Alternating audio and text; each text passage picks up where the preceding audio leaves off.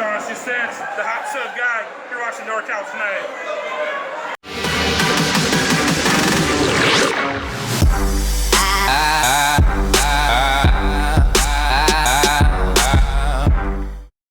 Hey, what's up, everybody? This is Allstate Chris with another awesome episode of NorCal tonight.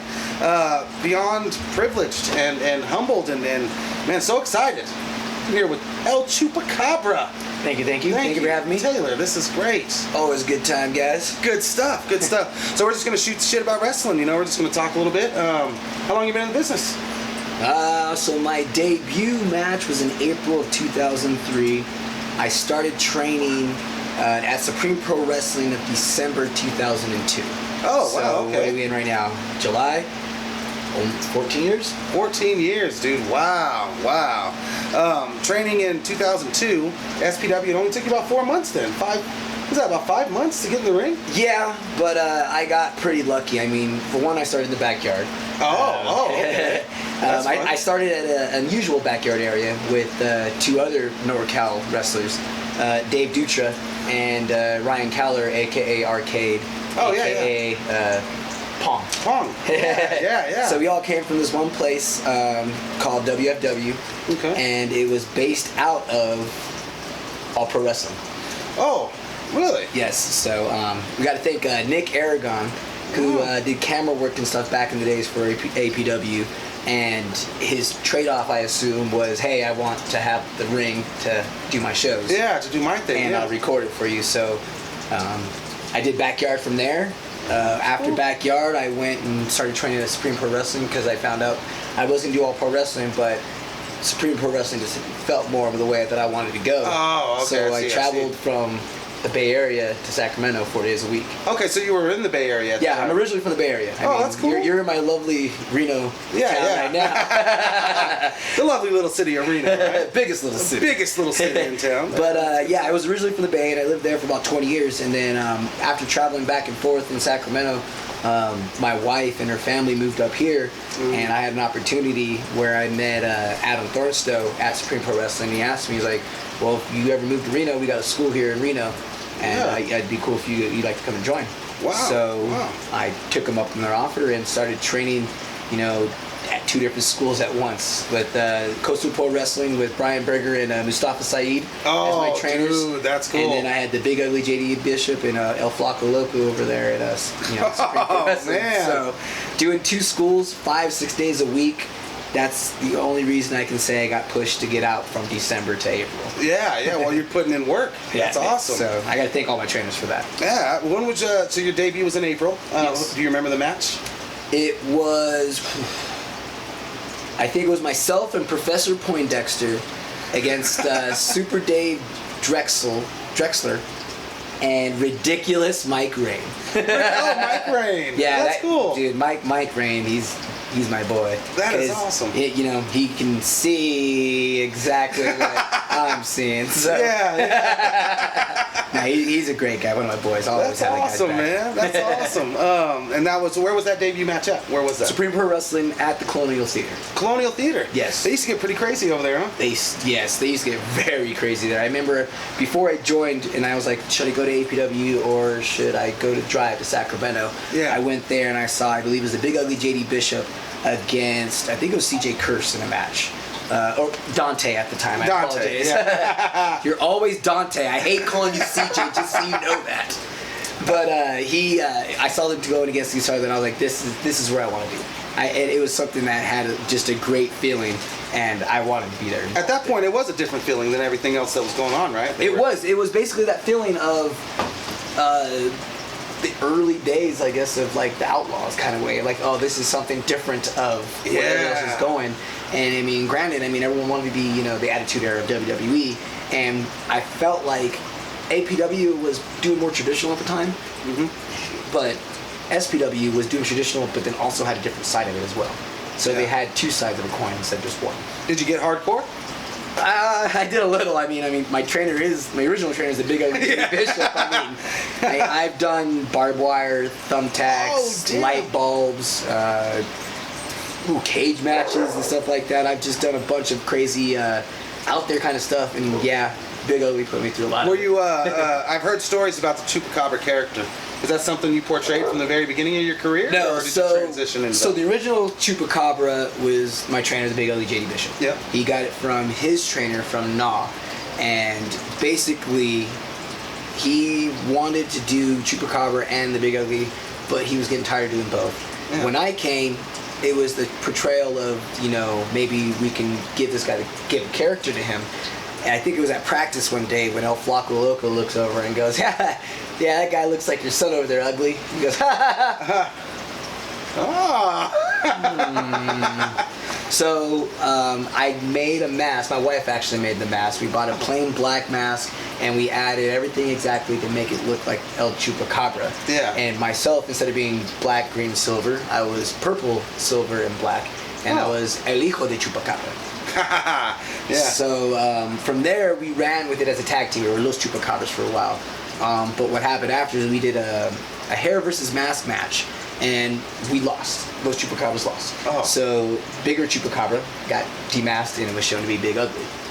Myself, I got demasked, but I had my eyes and teeth in. Oh, the teeth. Yes. So, because traditionally, when a luchador loses his mask, he dons the character of his name.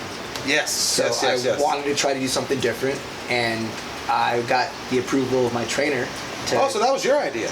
Yes. To go with the teeth? Yes. It happened due to an injury that I really didn't like happened. I broke the left side of my face. So my whole left side of my face, right here under my eyeball, is there's 24 pins and 4 plates. Whoa, bro. Yeah, you can kind of see the scar right here now. See the scar right there? Yeah, who says wrestling's fake? Yeah, shit. Bro. But I broke it by wearing the mask that I did with my trainer. Yeah. But it was covering the eye holes, and I didn't feel safe and secure with it, so I wanted to think of something else different with it. And then one of the other wrestlers, Rick Luxury, was the one that actually helped me come up with the idea of, like, well, why don't you put face paint and put some eyes and teeth in? Yeah, and I was like, you know what? No one at this time is doing it. Everyone's wearing trunks and kick pads of generic name. And, John Johnson? Yeah, big kicker like this and that. And basically, I was like, you know what? I want to go a character route. I want to go this way. So that's the way I went. Do you mind if I ask how you broke your face? I broke my face at a show in Fresno for North American Wrestling. And yes, even though if you guys have the Hoodslam, DVD that everyone owns. Oh yeah, absolutely. And you'll see it in there me talking about how my face was broken. But I did not break my face at Hoodslam. All right. It might have got portrayed like it got broken at Hoodslam, but I did not break it at Hoodslam. This has happened like 12 years ago. Okay? Oh, man. Okay. Yeah, this is the beginning of my career. Whoa. So man. when it happened, of course, so it happened at NorCal. Uh-huh. 2 years in the business, took a big boot from Malachi. Okay. Pro wrestler here in Reno Wrestling Factory, good friend of mine. Yeah. Broke my face. He was devastated. It was a move that we've practiced hundreds of times. Yeah. And basically, he hit his heel with the big boot and crushed everything from my eye. So I have the 3 plates right here, and then for surgery they had to remove my eye to the side and put a plate under my eyeball. Oh, dude. Oh, yeah? Yes. So, that makes a hell of an airport trip. Oh no! Actually, I did. Nothing goes off. I was so mad. I actually wanted it to go off. I wanted to actually sit there and be nude and go. Explain this. Yeah. Get the hot girl to check me out. But that's too cool, man. But well, I mean, it's not cool you got your face broke, but yeah. Yeah, it sucked getting broken, but at that point, I knew if it broke, I was like, well, I can't stop. If I stop, my dad wouldn't accept me being a quitter. Oh wow, really? So is he one of the influences that got you into wrestling? And yes and no. No, because he hated pro wrestling. Oh, really? Reason why he hated pro wrestling, because my mom and him were best friends with Charles Wright, a.k.a. Papa Shango, a.k.a. the Godfather. Yeah. So they went to high school together. Oh, wow, that's cool. That's a cool little backstory there, huh? My dad was a collegiate style wrestler at high school. I think he was a couple of championships that he won and stuff in high school. Yeah. And so that was the route he wanted me to go. But I found, I wanted to go this route with it. So I think when I was 12 years old, my mom took me to the Cow Palace, where it was a house show, where I was able to watch Papa Shango wrestle. And we went over to the, whatchamacallit, where Vince McMahon had once said, what they call it? Yeah, someone out there knows what it is. Yeah. Gorilla. Gorilla. There you go. Gorilla. There we go. Yeah. So they're right there in the gorilla area. My mom's like walking over. She goes, "Wait, I'll get him," because he's done with his match. He's about to walk through the curtain. She goes, Yeah. No, I'll get him. I'm like, yeah, right, Mom. Yeah, get out of here. Chuck. Hey, Chuck. Security. See them? Bring them down. Oh shit. We got escorted backstage after the house show. We were able to walk backstage. I saw the Lightning Kid. I think it was Diesel. I saw back there. Wow, and you're 12 years old. I believe so. Yeah, I think I'm. Oh, I this might is be, Mark I know, City, bro. I know. I don't think it might not be Diesel, but I know for a fact it was Lightning Kid, and there was a couple other people that were just backstage, and I was just walking around like this right here is exactly what I want to do. Yeah. Oh shit. So were you a fan growing up? No. No. Oh, because really? of my dad. Because he just steered didn't away from want it. that. And for myself, I played sports from when I was 7 until I was 17, 18. Oh, cool. So you were always kind of athletic. Baseball, basketball, football, baseball. Oh, basketball, shit, football, wow. Baseball, basketball, football, all the way year round. And Wow. My dad coached me through the majority of my sports, and that was the way that I was first going towards. Yeah, I want to play football, or I want to play basketball or baseball. But after I saw that when I was 12, I was kind of changing halfway through. My dad was kind of pushing me to not do it, but he couldn't stop me. It was something because I saw that you had sportsmanship, you had athleticism, and you can act. It was something that I wanted to do because I either wanted to be an actor or I wanted to be doing sports. But I was able to do both. Oh, you're able to do both. That's a solid point. Yeah, absolutely. You think Papa Shango playing that, character, just being so out there, did that play a part in you wanting to do that as well? Looking back at it now, yes. I can say that's 22 years ago now. Yeah, it's been a while. I'm old. Yes, it played a big factor of it because for me, my character, what I'm doing now, is something similar to what he was doing then. Yeah, Breaking the walls of what people saw as a pro wrestler. Yeah, the reality, Reality to character to person. Yeah. So I was like, this is perfect. I would love to do this where I can be something different. Yeah. That, I can say that helped out a lot. That is awesome, man. That is awesome. Being in the backstage like that at 12 years old, I can only imagine. It just was, looking at these bigger than life guys, right? You don't understand how many times I apologized to my mom when walking back. I'm sorry you knew him, Mom. I'm sorry you knew him, Mom. I'm sorry you knew him, Mom. I'm so sorry. I'm so sorry. Oh man, that's great. Oh dude, that's too much. So you did some training at SPW. You debuted in April. Did you just start working the circuit? Did you start just? Because I know things were different. And yes. You're talking 14 years ago. Things were definitely. It was different. a lot different. And actually, holy crap! I apologize. So my debut match was not actually in SPW. Oh, what's up, Qatar? What's up, guy? This is my little girl. It was actually Porterville. CJ Curse, myself, Marseille, Arcade, he was Chance Calloway at the time, I believe, and Mike Ray. Did I say Mike Ray already? No, I don't think so. I don't think so. All of us did a show at Porterville for EPW back in the day in a little shed out in the middle of nowhere. Nice. And it was just, it was probably twice the size of this, a little bit over a roof. Oh, it was man. Literally driving out. Imagine going out towards Fresno. That's where Porterville's at, going south of that. Yeah. Driving out, and you gotta get an exit, and you're driving through cornfields. You're like, there's the place. Just one random place. So that was the first place I wrestled you. Then I did my debut match with SPW. But then after that, I did travel the circuit. I traveled as much as I could. I worked up and down the left coast as much as I could. I went to LA as much as possible, stayed in NorCal as much as possible. Lucky enough, within the 2-3 years of my career, I was able to go to Portland. Oh, that's cool. So that's cool. That was really fun. That's a Roddy Piper thing up there, right? Wasn't it? The one that I did was Don West, the original owner of pro wrestling. The one that's going on now, if it's still going on, is not the original. Oh, but the one that was going on there was the original one that was going back in the 60s, 70s. Wow. So that was really cool, and I was able to, actually hold a championship for him too. Oh, cool. So, cruiserweight title, first ever champion. Yeah. How did that feel? Was that like a surreal moment for you? That actually was one of my greatest things that I felt about, because I was out of state, I was young, and I was given an opportunity to hold a championship that no one held before. Wow. Oh, wow. So you were the first. Yes. Oh, that's cool. So for me to do that with all the lineage with pro wrestling, Portland wrestling going on up there, that was such a great honor. Wow. Yeah. Did you find the bookings yourself, or did you get like a rub from? That's all my trainer, the Big Ugly JD. Really? So he's the one who put your name out there, saying this kid can work. The best thing that the Big Ugly says about all of his students is that we're his business cards.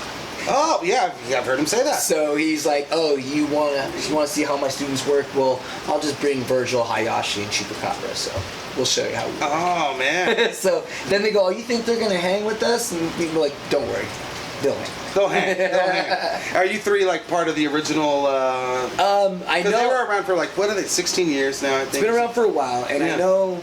So myself, Virgil Flynn, Hayashi, Drake Frost, Timothy Thatcher, Christina Von Erie, Bonsai Bruce Bukaki, aka Ryan Tran, who's in WWE. Yeah. Those are the core that have been with, besides Sir Samurai as well, I apologize. Yeah. That we've been with SPW, with Big Ugly since the beginning. Oh, wow. Yeah, wow. Well, not the So beginning, cool. but since Ugly. Yeah, since Uglies took over, and I think they used to be called something else. Sacramento. It was SAC Pro Wrestling. Yeah. I remember Ugly saying something like, man, you got to change that. And how can I forget Otis the Gimp? Oh, we'll talk a little bit about him later, right? Love you, Otis, and hate you at the same time. My ass still hurts. He's got a hell of a thumb. Yes. I don't want to hear okay from you. Yeah. That is good stuff. So you jumped right out there. You started working the circuit all up and down the state. That's pretty cool. Yes. I mean, LA and everything, huh? Very fortunate because I had a great trainer, and that's what it takes in this business. If you want to go somewhere, your trainer got to be kind of credible. It's got to be something that people can trust and be like, yes, I want your students because I've seen how you are. Mm-hmm. And that's exactly how the core students from Big Ugly are. Yeah, that's awesome, bro. That's awesome. We're going to take a quick break. We'll be right back with more from the El Chupacabra. And grab yourself a beverage, a hop if you wanna just bounce to my leverage. The evidence, as they say, is in the pudding. So show me the money like my name was Cuba Gooding. It ain't fool's gold, it's gold, fool. Can't stop, won't stop, keeping it old school. So cool. Big Spoon is my nom de plume. I keep it popping like a needle in a new balloon. And if you don't know by now, then you need more schooling. Let loose, kid, get stupid. Got more flavor than I know what to do. It's to get your hands up if you're part of the... We're back with Chupacabra. We're talking some good stuff here about back in the day. Thirsty stuff. Thirsty. New beer. So you've been wrestling for 14 years, man. Yep. And that's amazing. So are you into training? Like you do a lot of training of the younger generation that's coming up? It's been a while since I've actually gone in and actually trained, but my original place where I was a trainer is Reno Wrestle Factory. Oh, okay. And they have an open door with me, which I really appreciate with those guys, and those guys are all great, and I'm able to go and train if I'm able to go train during the week or during the weekend if they're having no shows or anything.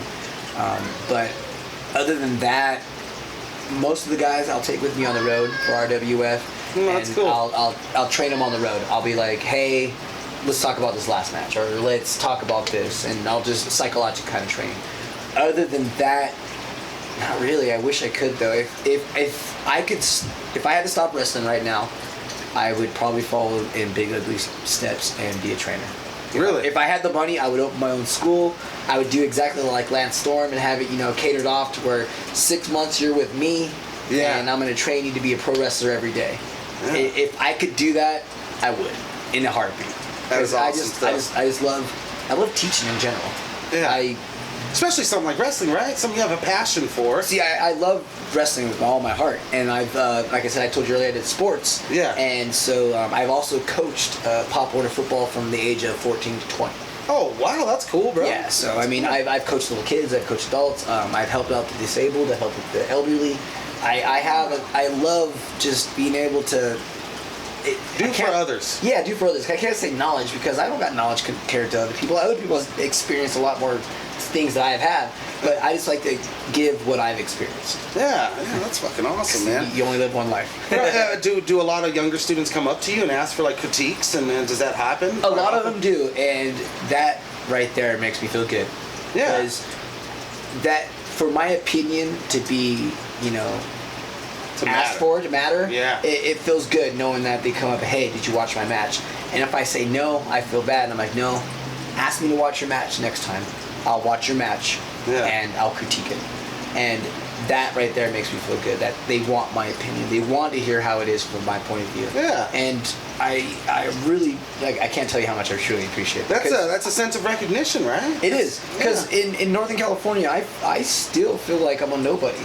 Even though, well, I mean, look, I've done a lot of stuff here on the West Coast, but who am I to have people come to me to critique stuff too? I mean, I'm just trying. I think that's a sense of you being humble as well. I guess you can say. But it's just like I don't want to be that egotistical guy going, yeah, I did this, I've done that, I have done. You should ask me for your, yeah. No, and don't get me wrong, I do walk up to people and I critique certain stuff about matches. But the reason why I do it is because I see something. Yeah. So this could be better. I want to do it just like I want you to be better, because if you're better, we're better.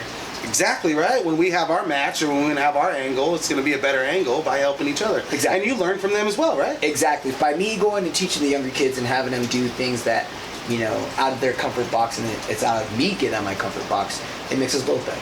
Absolutely, man. That is awesome. I mean, after all this time,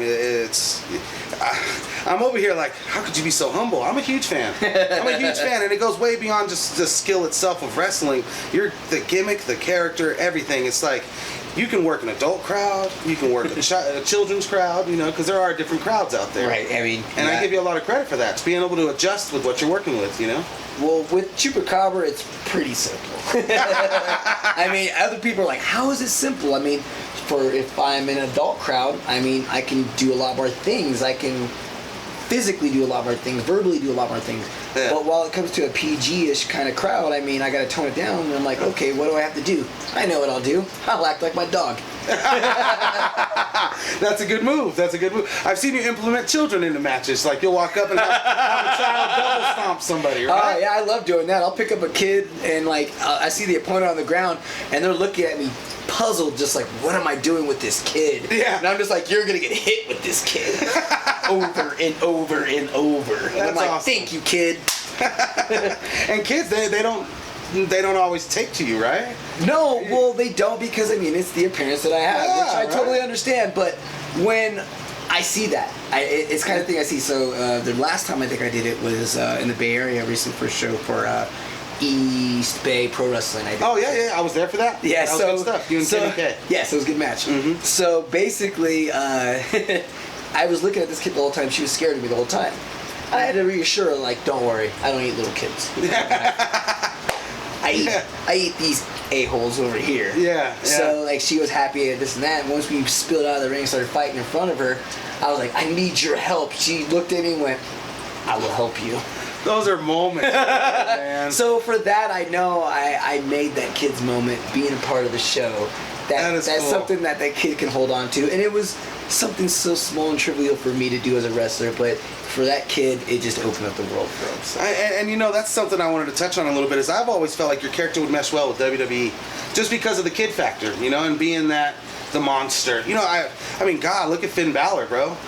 Don't talk. Let's be real here. With you want to be real? You want to be with the real? cape and stuff. I see a lot of Chupi in this character. See a lot of it. Yeah. That fucker took my shit. Oh, called him out. What do you want me to say? How long have I been doing the cloak with the spikes? It's been a while. Been years. Yeah. And the reason why he's doing it is because he saw it done at Hoodslam. Okay. Plain and simple. Yeah. So yeah. It's me being a little bit childish and being angry about it. Yeah. But I can't. It's kind of obvious. It's too obvious. The cloak, spikes, same way I walk, throwing it off. Only thing different is he had some stuff under his cloak. Yeah. Oh yeah, That's the only thing I can say. So. Yeah, I'm a little bitter about that, but he portrayed it well, so I guess thanks. What are your thoughts on WWE if they were to call? You're a family man, bro. If you were given the opportunity, would you take it? If money's right.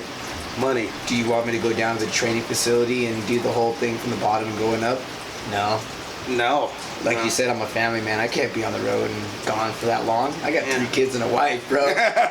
There's no way that I can be able to be on the road 270 plus days a year. Yeah. And actually travel and do everything fulfilling for WWE and still keep my family happy. Be there for my daughter's and son's birthday. Yeah. Be there for their baseball and softball games. There's no way I can do that. And the only thing that I can, think that if WWE did, they would probably hire me as a referee. Oh man. And honestly, I'd probably accept it because the money is good and my body wouldn't take a toll as much as it would. Yeah. But that would be just me doing it for my family. Yeah. But if they want to hire me as a wrestler, sorry, okay, I'll start. Don't get me wrong, I'm not trying to be egotistical. I'll start at NXT. I'll start from the bottom. I'll start training. Yeah. Money has to be right. Money has to be right. If I can take care of my family, plausible, right? Yeah, feasible for you to make that decision. If you're paying me exactly what I'm doing right now while I'm on the independent level, there's no reason. Why? Yeah. I hear that a lot. People are like, WWE's not my ultimate goal, whereas 10 years ago, that's all they would say. Like, oh, fuck, I just want to be in WWE. Because it's the Mecca. It's the place you want to go where you're going to make the money. Yeah. But as everyone's seeing now, when you've had other independent wrestlers that are making their own names and they're traveling to Japan, Australia, how do they call UK. it? Young Bucks money, don't they? They're making that money. That money, right? Come on. I mean, who isn't a fan of the Young Bucks? Those guys are just doing what they're doing, what they love, and it seems like they're just having fun too. Exactly. And that's it. And they didn't have to go to WWE. Granted, they probably would have made 10 times more of the money doing it. Yeah. Would they have been as happy? Nope. No. I mean, look at some of the wrestlers on WWE right now. Cesaro, Ziggler. All these I think Ziggler's a prime example. All of them are verbally saying something now. Yeah. And they're getting in trouble, but they're like, I don't give a fuck. Yeah, you're bringing in all these indie guys. We were here already, right? Yep. That's something I noticed. You bring in these Kevin Owens and AJs, they're in the main event. We've been here. What happened, So, you know what? Yeah. That's exactly what I don't want to happen. Where I'm at right now, and I got to thank, Dark Sheik, I got to thank you 100% with Hoodslam, because if it wasn't for Hoodslam, honestly, I probably would have stopped wrestling about 4 years ago. Have you had any tryouts from, the big names as far as companies go? I did a tryout with TNA. Thanks to Josh Edlow over at Sacramento Wrestling Federation. Oh, yeah. So that one was really cool. And then before that, I did a tryout with Ring of Honor, where I've actually flew to Philadelphia and did a tryout. Whoa, that's cool. The only one from California area, the West Coast area that came and stuff like that. So I did both of those, and they both said I did great. Yeah. Just needed to gain more weight, which I totally know. I mean, I'm a small little guy. So, but I know that Ring of Honor wouldn't have chosen me unless I moved to the East Coast. Oh, man. So that's a big move. But I just wanted to show what I had. Yeah. And then with the TNA tryout, it was a lucky opportunity thanks to Josh Edlow. So I was able to squeeze on in and do something there. And again, I love the character, love this and that, but gain more weight. So it's always the character, right? You don't break away from that for these tryouts. No, it's always El Chupacabra when I need the character. That's what got me to the table. So hell yeah, that's awesome. So I definitely want to transition into one of the biggest things going on here in Northern California. Period. I know we're in Reno right now, but Northern California, dude. I mean, I've always considered Hoodslam to just be its own fucking entity, dude. It has really, really risen. I mean, you're talking LA Times, New York Times, Vice, so many different outlets, media outlets that are paying attention to you guys. So I just want to talk a little bit about how that all, how you got involved and maybe your role a little bit with the company. So when did you first? I was asked about the first couple matches or shows that happened with Hoodslam by Dark Sheik Kanabati. And I gotta thank him for coming up to me and asking me to wrestle these shows, because he said he wanted to do something different with Northern California and shake things up. Yeah. And at the time, within the first year of Hoodslam, I was like, I can't do it right now. I financially can't do it because it's on Fridays, and at the time they weren't charging me for anything really. It was free shows coming in. Yeah. But then after a year of it going on and hearing so much going on about it, I was like, all right, I have to try it.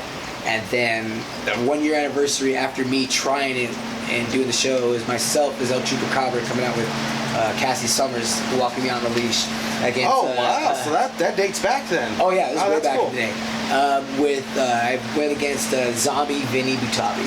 Oh, so that's cool. So it was a zombie versus a chupacabra. If the chupacabra bit him, does he turn into a chupacabra? Or if the zombie bites him, does he turn into a zombie chupacabra? Was the question. It nulled each other out, so yeah. No one turned into anything. But that was my first match with them. After that, it was I need to be a part of Hoodslam. And It's awesome. A certain feel, right? it's an adult feel. It was something that made me just get reinvigorated with it, and it was taking me back to when I was 12 years old, and I loved, seeing all these characters coming out. Putting a little fun back into wrestling. Right? Yes, and after that 1 year anniversary show, I've been trying to go to every show possible with listeners. That's exciting, man. And they really placate and play off of the character. There's not a lot of John Johnson versus Mike Michelson at Hoodslam. No, there's no reason to when you can be something different than you can see outside of the Northern California area. Yeah. And set yourself apart that way. yes, and a lot of people say it. I mean, Sheik Body took the island of misfit toys and just made it into the mecca The of mecca. wrestling. The accidental phenomenon. Nah, I'm just gonna call it the phenomenon. No The accident now. I used to say that all the time. Accidental, but how long can you say accidental? Yeah. At this point, things are really picking No, up. we're the phenomenon known as it. So. Yeah, there we go. That's awesome. That's awesome. So, and to this day, it's still Chupacabra, but we definitely see a little bit more, right? I mean, I don't want to, I feel we need to give credit where credit is due and say that you've really taken the character aspect to a whole nother level. You mean as the theme shows and everything that's going on with Hoodslam? Yeah, Predator. Let's just say the Predator Cobra, or is that how you pronounce it? Predator Cobra. Predator Cobra. So, Yeah. what initiated that? What made you feel like, oh man, I'm gonna... So, Dark Sheik, he has these great ideas where he just wants to do something different, have themes to his show. So we'll have 80s for the ladies. We'll have, Femmed Out, which is another great show. Oh man, that one's always good. They've also done, Hoodslam's also done an opera. We've done Blood Slam. We've done a lot of other things that are just outside the box of what wrestling was. And, of course, so we did a show called, I think it was good, Get Your Ass to March. With Arno Court. Yeah. So they came by and, we did a joint show with them where it was like, we're going to do an all Arnold-based show. Yeah. So for that one, first year we came out, I think I wrestled against Cedric the Hitman. He came out as Carl Withers' character. So I wrestled him as the first time as Chupacabra, Predator Cobra. And then the night after that was, because we did 2 or 3 entertainment shows the year that it happened. I remember that, yes. So the night after that I went up against Dark Sheik and Cyborgs as Predator Cobra again. So that was kind of cool. The year after that, they came back and on the court and said, let's do this again, get your ass sparked again. So that time I was like, all right, I got to step with the Predator again this year. Yeah. So I made a full body suit of the Predator along with the mask that I made before, but just, amplified everything on me even that much more.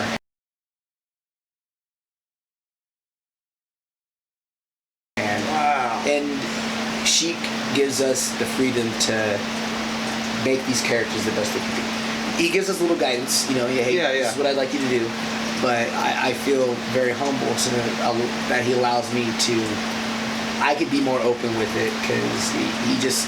I feel lucky that he trusts me with my judgment. Man, that is awesome. And it goes way beyond Predator Cobra, right? Well, I mean, recently we had Scarecrow, right? That was solid stuff. The Batman Arkham Asylum Scarecrow is what I've recently done. So you saw Predator Cobra. Femmed Out, I've done Storm from X-Men and all Storm! Storm was great. Storm was great. I did that a couple of times, which was really That was cool. the strongest camel toe I'd ever seen. That was solid. Hey, that's fine. If it's a big camel toe, my wife's very happy. That's good stuff. That's good stuff. Wanda too, right? Wanda I did as well. Another favorite that I really enjoyed doing was Pyramid Head. Oh yeah. That was just a great character to do. And then that was like a team effort too, because you had the Nurse Ratched, right? Nurse Ratched, she is awesome. She's taken off. I want to be in Nurse Ratchet's corner every time as Pyramid Head. That is awesome. Period. I will support Nurse Ratched 100%. She is killing it right now, guys. She's awesome. She is awesome. She is awesome. That's really cool that you guys are able to just kind of channel that energy, And what's great about it is once I'm able to do it, and I've seen me trying to evolve, because I've also done Sub-Zero. Can't forget about that. Yeah, I'm breaking kayfabe. Sorry, folks. I apologize that I'm breaking kayfabe here, but I'm letting you know all this hard work I do, weeks in before I come to do these shows as characters. Yeah, weeks go into work with this, with myself and my wife and my kids doing this. I was just going to say, with yourself, your wife, your kids, your job. I do it all together as one, because I'm not going to get to the Mecca by myself. That is what's up, man. That is what's up. And as far as the Mecca, outside of Hoodslam, do you? How do I say this? If Do I see myself want to go into WWE? or even New Japan? If New Japan were to hit you up, like Again, if they called and the money was right. it's the money, it's right. That's the second time I've said. Because right now I'm happy. Yeah. I'm making enough money where I can work, wrestle, support my family, be happy. And you're still working regularly, right? 40 to 50 hours a week. Oh no, I mean wrestling wise. Oh, that- You're getting booked regularly, right? I've actually toned it down a lot. Really? Is Is that by choice? Yes. Yeah? I've seen places that, they've asked me to work. Yeah. And they have great product, they have great students that get going there, but I'm tired of traveling for nothing. It's not worth it for me anymore don't get me wrong, for gas money. Yeah. It's cool, don't get me wrong, I can drive 3 hours and get paid gas money where it is, but if you're not making me money and make me as happy as I am at Hoodslam, Yeah. then I don't need to do it. There's totally no reason for understand. me to do it. Yeah. So it's money wise. It's sad to say because I was very humble. I was too humble in the beginning of my career. Okay. About maybe from year 1 all the way to about 7 or 8, I was just like I'll take what I can get. even though I know I could ask for more. Yeah. And it was because I was more being friendly. Okay. And that's the wrong thing to do because this is a business.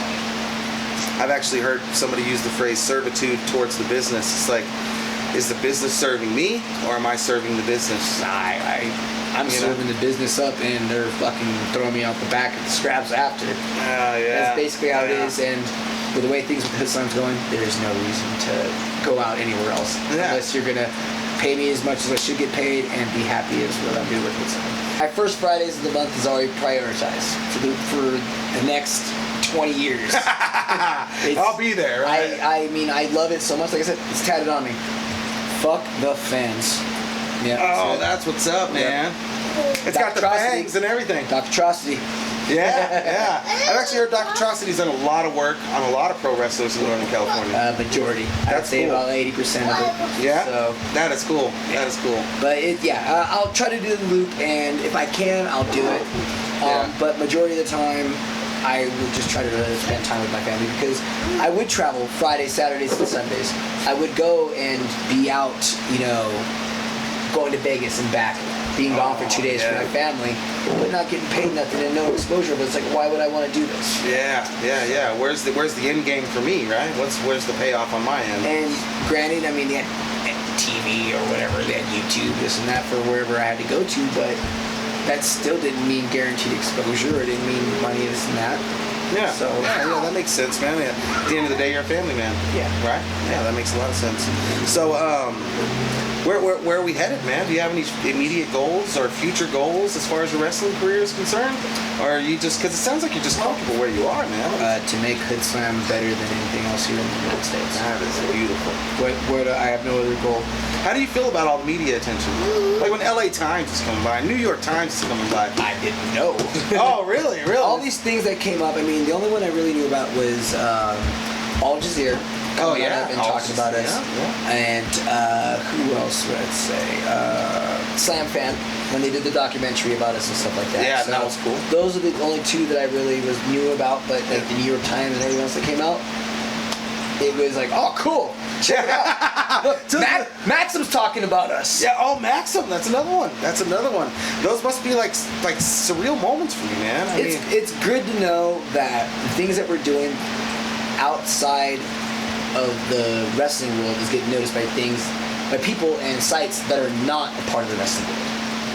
that makes a lot of sense. So it's not the Wrestling Observer. Yeah, so if you're getting noticed by a big name, Oakland Tribune, San Francisco Chronicle, LA Times, New York Times, Al Jazeera, Maxim, just to name a few. Just a couple, and that really is true. That's just a couple. I'm not being cocky on that one, just to name a few. If you're just getting those big names going off of you from hearsay and what you're doing something right. That's awesome. Why a lot of people are jealous of what we're doing at Hoodslam, because they could have came on and jumped on with us.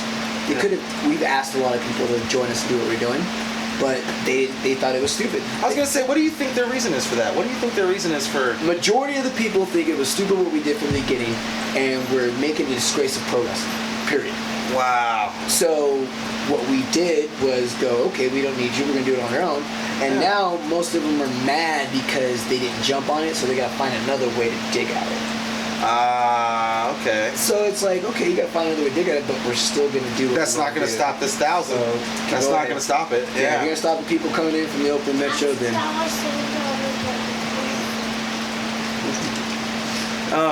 my son walking in again saying he found money. Lucky man, I wish I could find money. Yeah, I don't think it's going to stop anytime soon. I mean, I really don't. I think it's, like I said earlier, it's built its own, it's an entity. It's the first Friday of the month, there are thousands of people know that place is going to be. If you don't know that Hoodslam's going on in Northern California the first Friday of the month, you're stupid.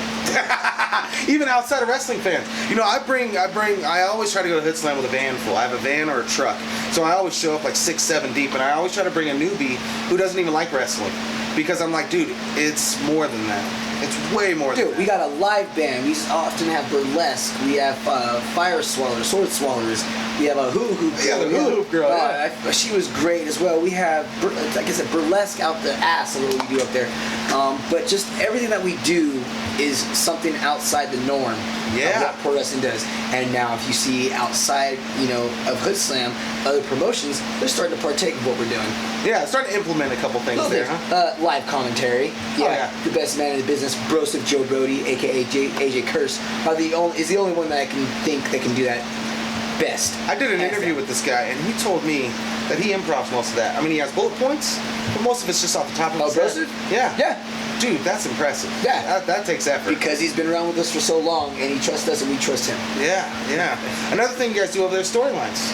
Yes, people think we don't do storylines, but if you look back at everything we do, we have a great storyline. Yeah, dude. We have storylines going for years. I was just going to say, Doc Atrocity and Sheik being a robot, and there's just so many different things where I'm like, this is still living and breathing right now. Exactly. That story never died. Never. It's still going on. Never. We got a lot of things that our stories are coming back, so it's just, there's never going to not be a storyline with wrestling. Hell yeah. And pro wrestling for Hoodslam. I think that's a key element that a lot of people just look past. I'm not trying to say anything negative about any wrestling show anywhere, but there are a lot of wrestling shows where they're just doing a show. It's this guy versus this guy. I'll be negative. Change your shit up, all right? That's what we did. We changed shit up, and that's why we're stirring the pot and y'all getting mad. So change your shit. You might be able to do something better. I doubt it, but, until then, follow our heels. Oh, man, follow our heels. That's good stuff. That's good stuff, man. I speak the truth. Oh, man, that's awesome. So, that threw me off. But, I mean, with the storylines and them lasting so long, and I mean, for me, it just keeps you committed to the product as a fan. Because if you go how many fans do you see that are pro wrestling fans at Hoodslam? I mean, in my opinion, 1,000. I want to say not that many. I do see a lot, So if you say maybe 100, 200? Yeah. Okay, that's what, 10%? Yeah, absolutely, yeah. How many different fans did we bring to Northern California just by that one show? Oh, yeah, exactly. So I was hurting, we're helping. I don't think anything that Hoodslam's doing hurts at all, in my opinion, because you're just opening up the door to see, if you were to work East Bay Pro, and this guy went to Hoodslam, I did. Look, And that's what happened. Yeah, absolutely. Just to touch on a little bit the shit I experienced at Hoodslam. I went to Hoodslam and met MVP. Yep. And this guy wasn't working. Nope. And he put you guys over regularly. He came because Brian Kendrick said, you need to come and check this out. It's called Hoodslam. It's freaking great. He came down to entertain you weekend, and he saw Link going against, I can't exactly remember who, but he fell in love with Link, Drugs Bunny, and the Stoner Brothers. Yeah. I've met Evan Bourne. Oh, yeah? There as a fan. Just watching the show, he walked by, and I'm like, dude, my camera don't even work. I'm the only one that's ever going to know about this. But to step away from wrestling, I also seen, I can't think of his name off the top of my head, but he's like the drug dealer on the show Workaholics. Michael. He was just recently there. Yeah, he was there. And he did something on my Instagram for Hoodslam for myself. I was like, oh, great. Yeah, I seen him walk by, and I thought, oh my, what? Really? That's cool. And it just shows that you guys are getting attention from everywhere. And that's really cool, bro. It's because you guys are doing something different. We're doing something right. Yeah. If we're getting a notice by people that are not wrestling fans, we're doing something right. Because I think that's the ultimate, I don't want to say the goal, but you definitely want to market outside of just wrestling fans. I mean, look at WWE. I mean, it's wrong to say you shouldn't shadow what WWE is doing, but they're doing it right. They're doing it to where they're doing everything wrestling, but then marketing outside of it. Yeah. And that's exactly what we're doing. That is definitely what you guys are doing. That's awesome. We're going to cut to commercial real quick. We'll be right back. A little bit more about Hoodslam, Chupacabra. Look the fans.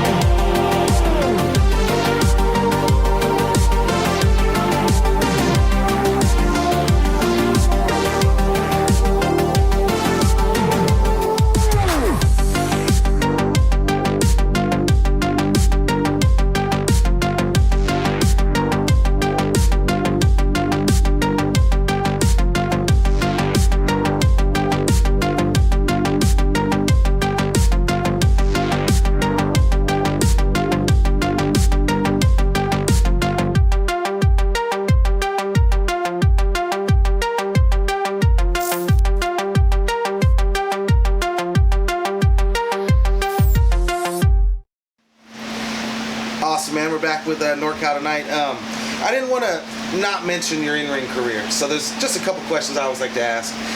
Any injuries? Like, I know you broke your face. Yeah. I mean, my face. I've broken my hand. I have 2 pins in my hand. I mean, just countless lacerations from freaking, thumbtacks and light bulbs and stuff like that.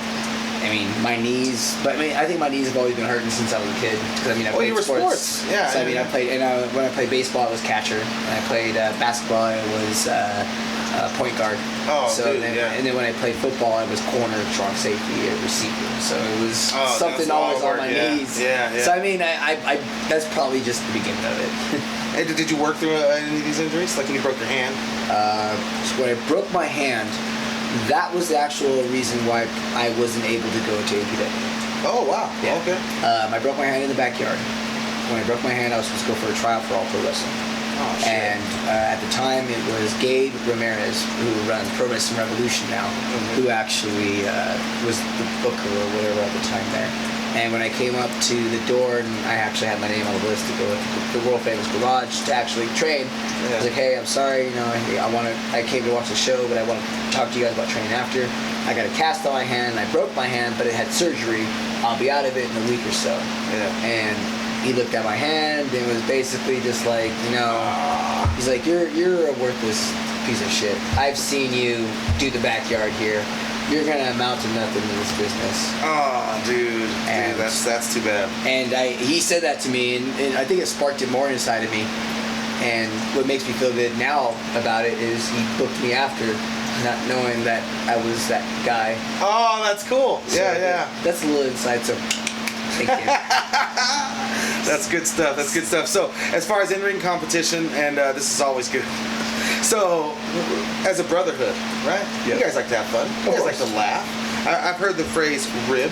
So, during in-ring competition, has there ever been a moment that was just too funny for you to. So, I mean, you're Chupacabra, bro. You're in character.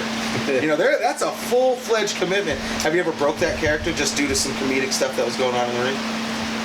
No, I mean, because I'm lucky enough that my character, to where something happens where I have to laugh, I can turn it into my character. Okay, yeah. So, you see me where I go like, yeah. Me, I'm like, oh God, that is so awesome. I don't know what to do but mannerisms right now, so I'm gonna look at you, Dustin and Derek, you fucking twin fucks, and just smile and laugh. Well, what were those times? Can you think of anything? I can't think of really anything off the top of my head, but it's just like little things we'll talk about before the show, or little things we'll say about like what's going on and like, you know, within the wrestling community right then and there, and they'll say it, and I'm like, God, got me. Got you. But I'll turn to character right instantly like that. That is awesome. So just to placate into that, road trip stories, those can always be fun. Let's see. I'm sure you have traveled many. How many states have you worked in? I don't think I got Honestly, a chance to not that many. I mean, I went to Philadelphia for just the tryout, but other than that, it's only been Oregon, California, and Nevada. Wow, left coast. I'm willing to go out there if you want to pay the flight. I'll be there. Boom. I mean, how hard is that? I mean, pay the flight and I'll be there. I see some great discounts at Southwest. No, I'm just kidding. I'm dark skinned enough. They ain't gonna mess with me. That's great. That's great. But let's see. The best one I gotta say is my boy Cannibal Drake. So we worked at the Territory League years ago as the Reno Scum. Oh, cool. Yeah. It was myself, Luster the Legend, Adam Thornstowe, Paul Isadora, and Malachi, and then we had a manager as Cannibal Drake. After we got done with the show, we all got hammered except for Paul. He was driving us back from LA back to Reno after driving just all the way down there. Dude, thank you, Paul. Yeah, I was gonna say thanks, Paul. Dude, you drive a lot, bro. Thanks for that shit. I don't know how you drive with no radio, but he never turned the radio on. That was just so annoying. You wake up and it's like, okay. But other than that, thank you, bro. You always drove, and I really appreciated that. That's cool. We were driving back after Terry's Story show. We were kind of upset what happened was going on, and we got hammered. I think a lot of us got hammered and stuff. So I remember Cannibal Drake just sitting there pissed off at the situation was going on. He was hammered. We got a camera out, and he's sitting there, and he's like, you know what? I'm done with this shit. Fucking Territory. Oh no! And he puked. Fuck Rikishi. Fuck Count Pearl. That video got me deleted, but it was pretty funny when it happened. I was like, man, he was puking up a lot. So right after that, we go down to IHOP, and we're done. We were all sitting there trying to get food after, and he's like, food's not coming? I'll get it. He gets up, walks straight into the kitchen. Oh, shit. Walks straight into the kitchen. He's like, hey, I'm here for table number 2. Got it? Food? All right, got it. Picks up someone's random's order who was ordered, walks over, delivers their food, and then comes back and sits down with us, and just like it was nothing. And then after that it was done. Like while he was doing all that, we were all pranking him. We're like, all right, let's get some salt, throw it inside his water. So he throws salt inside his water, and as he gets done doing that, and he's hammered. So he comes, sits back down, and he's like, water? Really? Salt in there? And just fucking throws it on the wall. I'm like, oh man, we're gonna get kicked out. Oh shit. We didn't get kicked out for any of those incidents that happened, and that's one of the memorable moments I remember about, you know, the road trip like that, and just all of us boys, and Cannibal Jake's doing that. Cannibal Jake. How was the road trips during the tour? You guys, Hoodslam went on tour. That was fun. I mean, it wasn't no crazy stuff. It was legitly like Oakland, then going down to LA, and then doing Las Vegas. So it was legitly just going down and doing, I mean, little ribs here and there. That regular stuff. Someone's sleeping, plug the nose, you know. It's just shit like that. Yeah. Shoes are off, game on. So I mean, like, that's cool. So I mean, we did little stuff here and there, but other than that, we were just more focused. Like, dude, we're on a tour. Like, this is happening. What other people or promotions from Northern California can say we're on a tour? Yeah, hell yeah. That's fucking cool. That must have been surreal for you guys too, huh? That was great. It was great to go down there and travel and spread the word for Hoodslam. And then it's good now, people going, why aren't you coming to LA? And we're like, well, guess what we have? If you want us back there, find us a place or message us and we'll talk business. Yeah, hell yeah. Oh man, that's cool. So, something we always do here, I don't want to say always, but we do it from time to time.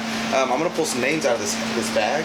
It's a little black bag. It's our little black bag. I'm going to pull names out of it, and you just kind of give your opinion on that. Before I do that, though, I would like to ask, you being a vet, I consider anybody like 14, 13, 15, 16, that's veteran status, Thanks, but I still don't see myself. I like you said, I don't see myself that because I still have so much to learn. But I want to ask, what's your thoughts on the state of NorCal wrestling compared to what it was before? It's been better since Hoodslam's been on the map. Wow, really? Plain and simple. Yeah?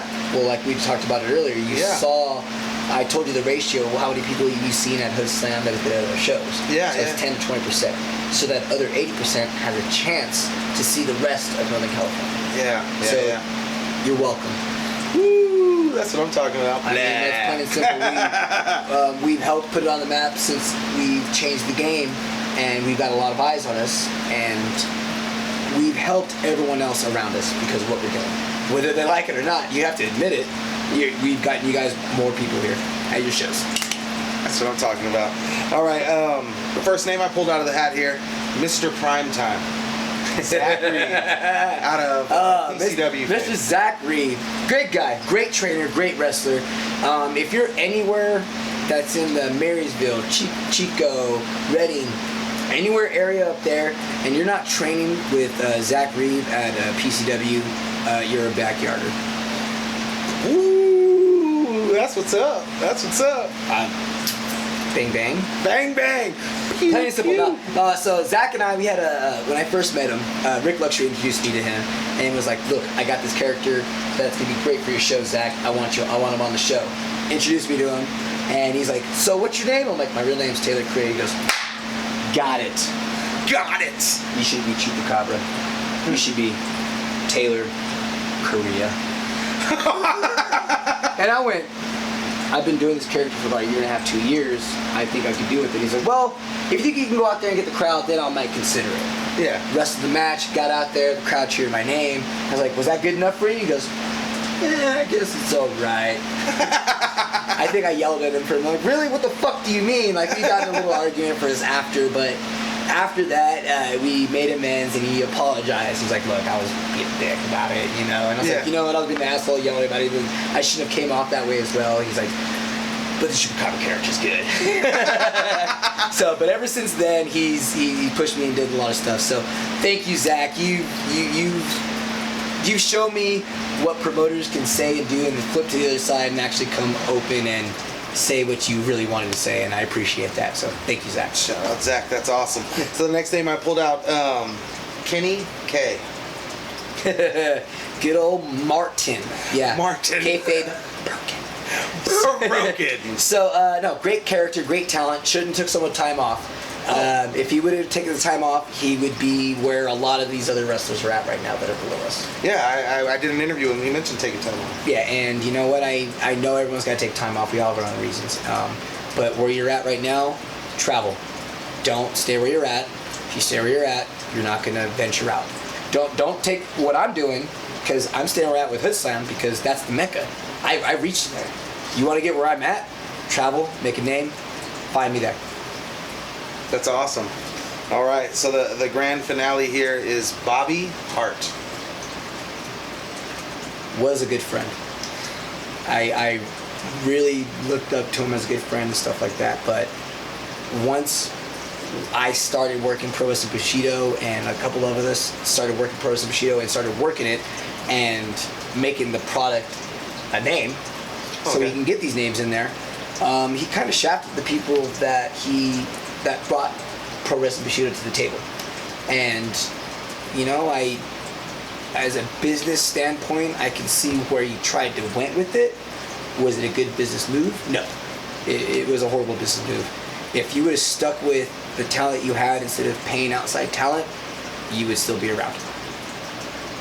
Okay. But as a person, you're a great person, good heart.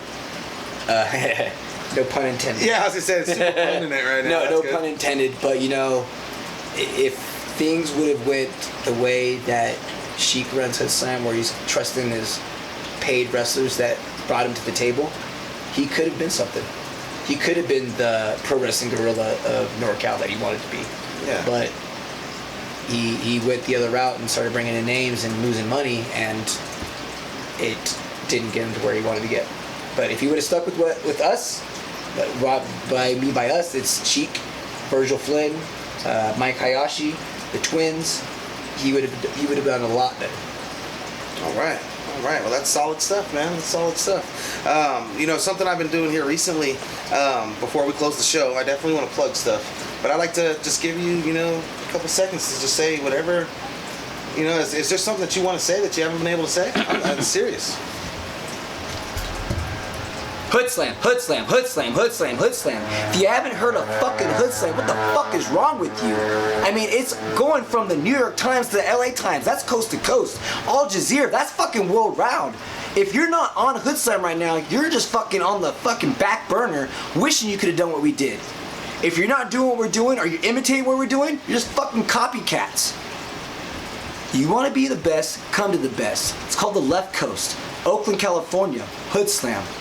Find us on Instagram, Twitter, anything social media. It's going to be at Hoodslam. Birdswillfall.com. If you're not fucking following Hoodslam, like again, I'll say it one more time, you're fucking stupid. Back to you. There you go. I always like to give you guys a minute. I think it's a good idea. Well, I mean, like I said, I wanted to talk about myself, but there's no reason to talk about myself. Myself is Hoodslam. Wow, that's deep right there. Myself is Hoodslam. I will put 120% into Hoodslam to make myself and the boys and girls, all the Hoodslamly is going to get to the Mecca, the greatest Mecca of them all, with myself trying to lead the way with them. I think, of course, with Dark Sheik. At the end of the day, too, I'd like to say you guys sell more tickets than TNA. Oh! Zinger. I'm just saying. I have no problem with saying that. Throwing it out there, right? It's true. I wish they had their money. I mean, if we had their money doing it and we could do it big, we would be way better than them. But you know what? Dark Sheik is doing the greatest thing right now, and he's mathematically and mentally putting us to where a year or two, we're going to be way past TNA. They're going to be like, what? Who? Yeah. I've heard fans and friends that I've brought to shows say, dude, this is like the number 2 company in the world. Just as far as numbers are concerned, I mean, even if I've heard that story. Even if it's not numbers, entertainment value. Yeah, there you go. I'm sorry, you're not going to top us in entertainment value. Look around, everywhere else is trying to copycat us right now. That is a beautiful, beautiful thing. Yep. So we shot some. You shot out Instagram, Hoodslam, Twitter, Hoodslam, Facebook, Hoodslam. What about yourself, there, sir? Do you focus on that kind of stuff? Do I have any? This is old, but I got might be. Oh, look at that! Might be getting some more of these. I think where can we find this at? Well, you might be lucky. I'll be having a couple shirts coming out here in the next week or two. Cool. This is end of July, beginning of August. So, new merch is coming out soon. I used to push my merch a lot, but I just never felt the need to anymore. I mean, my stuff's out there already, and where'd the design come from? Doc Atrocity. Oh, that's a beautiful thing. I mean, that's good stuff. I trust no one else with artwork besides Doc Atrocity, and there's a couple other people out there, but no, it's just really Doc Atrocity. I mean, I trusted that man that tatted me all over my body. Yeah. Okay, so I'm gonna trust that man with my t-shirts full of full. Hell yeah. And Doc, just keep coming back to this, son. That's all I can say. It's a beautiful thing. He had nothing but nice things to say. That's what I'm saying. And that guy right there is, for anyone that sits there and goes, oh, Hoodslam is just like ISW back in the day. You talk to Doc Atrocity, he'll go, yes, you were right, but better. If you think I'm wrong, I actually didn't know about Incredibly Strange Wrestling until I started doing this interview series. Yep. And I heard about the tortillas being thrown in the ring, and then I heard about the vibe, and I thought, wow, that sounds a lot like Hoodslam. And don't get me wrong, it's how it happened originally in the Bay Area first. Yeah. But we actually have talented wrestlers. Yeah, I was going to say that's what he said. He said the wrestling's better. Exactly. And that makes a big difference, obviously. Exactly. So, that's good stuff. And he's our godfather of wrestling, where you look up to. He's the one that goes, hey, Doc, we need this. What do we do? That's cool.